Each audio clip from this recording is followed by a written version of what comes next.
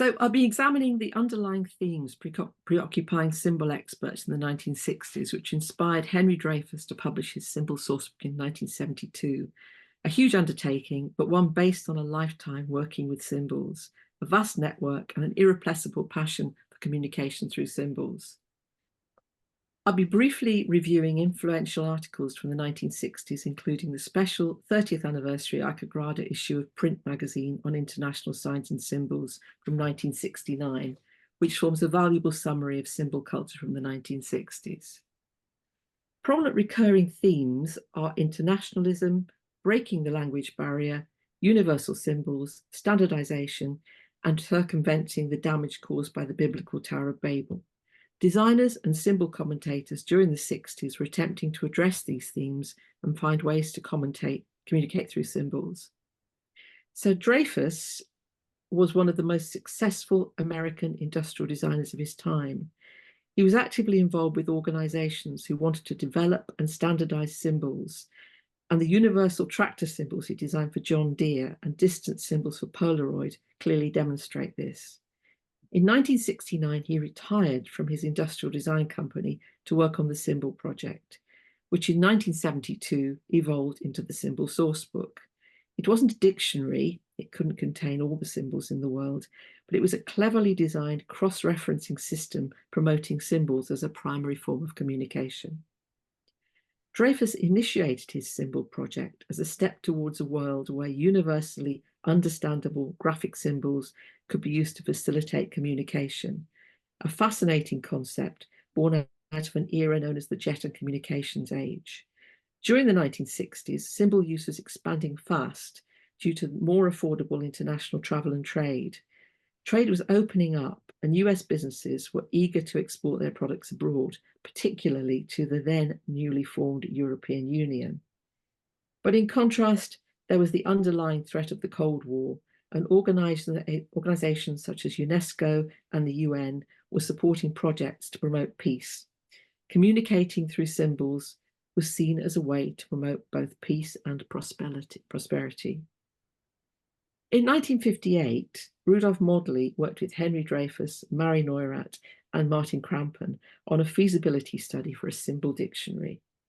The project was deemed too theoretical and expensive to be continued, but it was mentioned in literature during the 1960s. The first mention comes in Modely's presentation to New York Art Directors Club in 1959, reprinted in Symbology, printed in 1960. In his introduction, editor Elwood Whitney highlights the problems associated with expanding international trade and why communication through symbols was essential. If the rest of the world didn't understand US symbols, it could potentially be catastrophic if they were wrongly identified. Modely, in The Challenge of Symbology, picks up on the problems of language barriers in machine tools. How can we clearly show the machine operator in India, in Chile, and in Ghana how to start his machine and how to run a machine that was made in the United States or Switzerland? Modely references the Tower of Babel and introduces the need for a science of symbology to include symbol testing and classification and the development of working theories on symbols. He writes, collect what there is, classify it, and catalogue it. The result could be the creation of a dictionary of graphic symbols. This 1965 publication, written by Martin Krampen, presents a summary of theoretical and experimental work in graphic communication using signs and symbols. He considers that this article, although not pertaining to be an absolute theory of graphic and visual communication, will be useful in establishing a workable terminology and clarify the uses and advantages of pictorial signs and symbols for the designer and interested public. In 1966, Georgia Keeps brought together key symbol commentators. Both Modely and Dreyfuss feature in this book.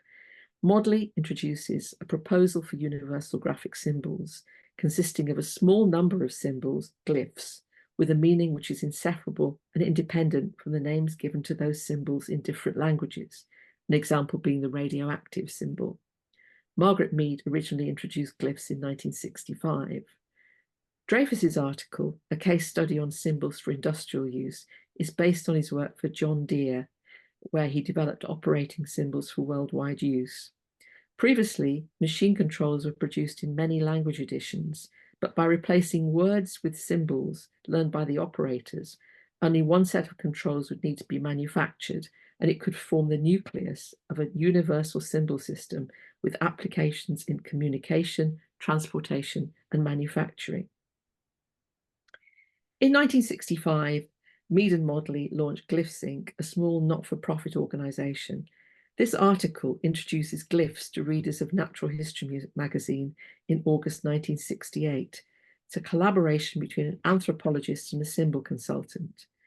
In 1965, Mead put forward a proposal to the UN for a programme to engage international government bodies to create and deliver a set of universal symbols, the glyphs, which everyone in the world could learn and understand. And this is an example of a glyphs newsletter where they report on their recently published natural history article. Glyphs newsletter was printed sporadically from 1966 to Modley's death in 1976. Mead and Modley worked hard to secure funding for international symbol projects, collaborated in Dreyfuss's Symbol Databank project, and formed a mouthpiece for symbol matters. These three newspapers, US newspapers, with cuttings from 1966 to 68, show how symbol culture was permeating through society. The 1966 New York Times article, Left, discusses how European-style pictograms were being adopted for US road signs and how perplexed US citizens were when they asked to identify them. Japanese-born New Yorker Soichi Kato was heavily involved with initiatives like this with his organization, the International Committee for Breaking the Language Barrier. One such initiative was to introduce pictograms to navigate the city for subjects such as police, toilets, first aid, stop-start, push-pull, etc. Repeating the phrase, breaking the language barrier, this 1967 Washington Post article, Center, was written as work on Expo 67 was picking up pace. Modley comments, designers all over the place are creating different symbols to say the same damn thing. The article also mentions the work of Soichi Kato, who believed that by 1970, we would all be able to travel in any city in the world and find our way around with the help of universally familiar pictures rather than a dictionary, really. This 1968 Wall Street article, Thousands of Symbols Used to Overcome Language Barriers, but Chaos Still Reigns, Right, reports that corporations and governments have been creating thousands of pictograms to attempt to transcend language barriers as international commerce and travel increased. The article is scathing about the poor design of many of these symbols. Modley once again states, it's becoming another Tower of Babel. In contrast, Dreyfuss is quoted as a positive example in relation to the wordless operating symbols he has developed for John Deere. Applying them to all their vehicles reportedly increased international sales for John Deere from $75 to $165 million. Correspondence sent out by Dreyfuss from 1969 onwards to collect symbols for his symbol project were accompanied by two publications. The USA Standard Institute's 1968 Symbols Communicating Without an Accent, and George Boehm's A New Sign Language Straight Ahead. Seeing both together must have strongly registered the point that symbols were the way forward for international communication and that Dreyfuss was the one to make this happen. Symbols Communicating Without an Accent is introduced by Donald Payton, MD of the US Standards Institute, who endorses Dreyfuss's ideas. It is written by Dreyfuss to serve as a summary of our current study. It contains examples of his symbols for Singer, Bell Telephones, and John Deere, along with examples by others. Dreyfuss puts forward his ideas on symbol standardization and how worldwide adoption of universal symbols could overcome language barriers. He ends with an appeal for world peace through symbol communication. George Boehm's article, the second article, he's a science writer, summarizes Dreyfuss's motivations for creating the Symbol Sourcebook. Boehm states, there is a worldwide crisis in comprehension and a common language is needed, a universal set of symbols that will say the same thing in every language. A big problem is the lack of standardization in symbol design, a Babel of symbols. With so much confusion around, Bohm asks, would it be simpler to start again? Dreyfuss has worked on the establishment of US and international standards for symbols, and that, Bohm suggests, would be a running start towards a universal sign language.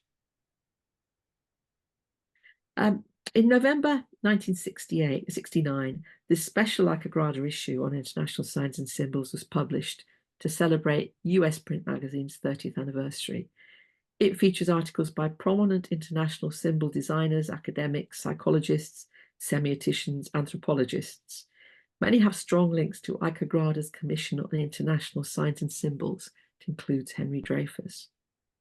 Icograda president reinforces Icograda's mission, which is to act as an international forum for all designers of visual communication and to represent them internationally. He talks about internationalism a lot in this article. In 1969, US astronaut Neil Armstrong landed on the moon, an event which to some extent united the world. Henry wants visual communication to have the same effect. Guest editor Peter Kneebone, chairman of Icograda's Commission on International Signs and Symbols, berates the fact that there are far too many problematic signs in society. He regrets the absence of an authoritative world organization and the ensuing conflicting international sign systems. Kneebone calls for more research so international signs can be standardized and no more added unless really needed. Art editor Richard Carr makes a plea for symbols to replace words on transport signs. He's concerned with symbol legibility and reports on tests conducted on reading while travelling at various speeds on Britain's roads. He references the War Boys Committee, the Geneva Convention of 1931, along with Kinnear and Calvert's transport font, pointing out that much is known about legibility in fonts, but far less is known about the legibility of symbols. He calls for more research in this area. Easterby is a psychologist researching the arbitrary nature of symbol sets on machine interfaces. He believes that many symbol sets lack the structure to help the user understand how to operate them. He cites the example of the taxonomy of symbol types developed for machine tool and agricultural symbol sets, which clearly identify possible actions. In these applications, when new symbols are needed, existing symbols are adapted for new functions, so the user is familiar with the symbol language. Clipson is an academic working in ergonomics and operational research. He too is concerned with how the public navigate the complexities of operating machines, think of a parking machine, and explaining the complicated processes needed to master them. From an international perspective, he believes that many machine interfaces in travel and communication applications are completely unsuitable. In all of these situations, the varied abilities of the user are not taken into account when designing the machines. He thinks that signs and symbols can help to reduce the complicated messages and overcome language barriers, perhaps using the Icograda functional requirements of a sign as a guide. Clipson identifies two approaches leading to bad design in signs and symbols: the graphic design route and the applied psychology and ergonomic route. In 1969, there were a few joint approaches, and Clipson considers that much of the graphic designer's work is subjective, and the full effect of design decisions are not known until the final hardware is installed. On the other hand, psychologists' concepts remain as theory. Clipson also presents some startling research on how little road signs were understood in 1969 and suggests the need for more vigorous research into how the public actually understand the signs. This article from 1969 describes Otto Eicher's brief for the 1972 Munich Olympics. Eicher's idea at that point was to integrate the UIC system for service signs and modify the bad examples. The article quotes, "There is little sense in introducing yet another system that would further inflate our visual world, but the development of a new sign system structure seems to be essential." Anthropologist Margaret Mead believes that cultural anthropology can contribute to the problems of trying to create universality, and that ambiguity and contradictions arise due to the differences in the symbolic styles used by different cultures. She insists that there are no universal symbols or syntax, although there are many widely distributed artifacts like the arrow. Colour symbolism is not universal, neither are styles of representation of objects, such as profile or silhouette. Mead calls for the creation of an archive of existing symbols, but because she believes there are no universal symbols, a system of glyphs would have to be developed, which must be thoroughly learned to prevent cultural misunderstandings. She states that as long as anyone believes that human beings naturally follow the arrow, treat red as a signal for danger, think a skull and crossbones means poison, or expresses negation by a head shake, we will be seriously prevented from accomplishing an urgent international enterprise. This is a bit of light relief by Herbert Spencer. I think it sort of acts as a counter to the rest of the articles in the magazine. It's probably everything that all of the speakers are not talking about in this magazine. Moving on, Luc Val Molderen is a graphic designer and academic who believes that without the intervention of a supranational authority, the world will be choked with an escalating visual cacophony of redundant signs. He suggests that to stem this unwelcome tide, graphic designers need to work with scientists and other experts. He recognizes that to classify all signs is a forbidding task, that it would be indispensable if one day a dictionary of universally acceptable signs was created. And Martin Krampen's production method came about because he questioned whether symbols should be designed from an iconic or abstract viewpoint. He's skeptical about the ability of signs to communicate on an international basis, and he developed the production method to find out which signs people are using amongst themselves.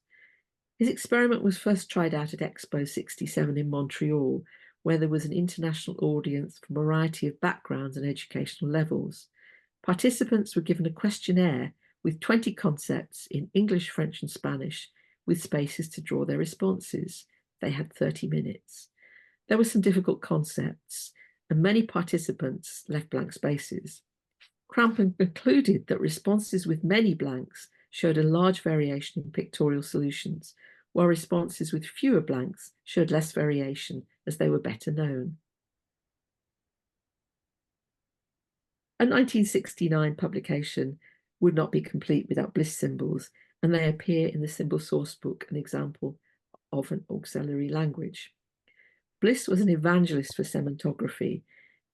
The language has a core of 100 symbols with action indicators to form verbs and symbols combined to form new meanings. We're nearly there. Here we find details of organisations involved with symbols: Glyphs, Inc., Cato's International Committee for Breaking the Language Barrier, Icograda Commissions, and many others. It also contains Dreyfuss's ideas for a symbol databank. Dreyfuss describes the symbol project going on in his Pasadena office, where a small staff are undertaking an extensive program of research and symbol collection. It is his intention that symbol material be integrated with other symbol collections worldwide and become the basis for an automated symbol information system stored on a central computer. Small low-cost terminals linked by telephone to the central computer would provide input-output capabilities from remote locations. Conversations would be conducted in standard language, presumably not in code, minimizing the need for specialized operator training. All data would be multilingual. This condensed review of symbol culture from the 1960s supports what Dreyfuss was attempting to do with his Symbol Sourcebook. It was a measured response to a world which was opening up with language barriers getting in the way. The symbol fraternity represented in these articles is calling for international coordinated responses to world communication problems, an authoritative world organization to halt the development of conflicting sign systems. They call for a world where signs are standardized and only added to when a new variant is needed. They want a synthesized approach to the design of signs and symbols, with scientists working with designers to produce signs which function as part of a system that the public can understand. Many called for more research in symbol legibility and understanding levels of public comprehension. Dreyfuss's ambitious plans for a computerized symbol data bank were probably impossible in 1969. But if it had happened, it may have advanced the 60s call for symbols to be used as a primary language for communication. The remains of Dreyfuss's symbol data bank, 17,000 symbols, along with the 3,000 used in the sourcebook approximately,